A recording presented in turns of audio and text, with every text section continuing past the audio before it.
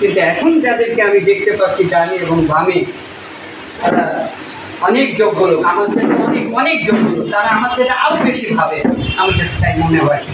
এই জন্যে আমি সাহস পাচ্ছি এবং নিজেকে ধন্য মনে করছি এই সংগঠনের একটা দায়িত্ব পেয়ে।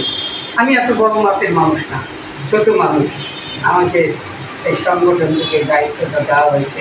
আপনারা শুনলেন, সদস্য সচিব বলেন, আহ্বায়ক বলেন, যেটাই বলেন না কেন আমার আপত্তি নাই। সদস্যও যদি আপনাদের সাথে আমি থাকতাম এবং নিজেকে ধন্য মনে করতাম।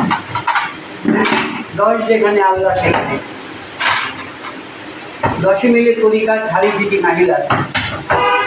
আমি এখানে আমার অভিজ্ঞতা থেকে বলি, আমার জীবনটা আজকে 60 বছর প্রায় চলছে আমার বয়স। আমার যৌবনটা কাটিয়ে দিলাম এই সাংবাদিকতার মধ্য দিয়ে। আমাকে এখানে সাগর ভাই বলেছিল একটি কথা, যে আমাকে ওই সব জায়গায় পাওয়া যায় না। আসলে আপনারা তো সবাই সাংবাদিক, আপনারাও দেখেছেন বিগত দিনে আসলেই পাওয়া যায় না।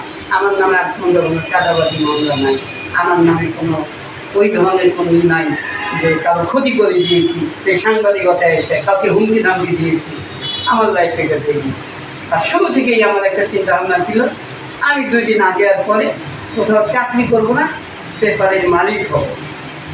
কারণ আমি ছোটো থেকেই ওই বাধা ধরা নিয়মের মধ্যে চলতে পারতাম না।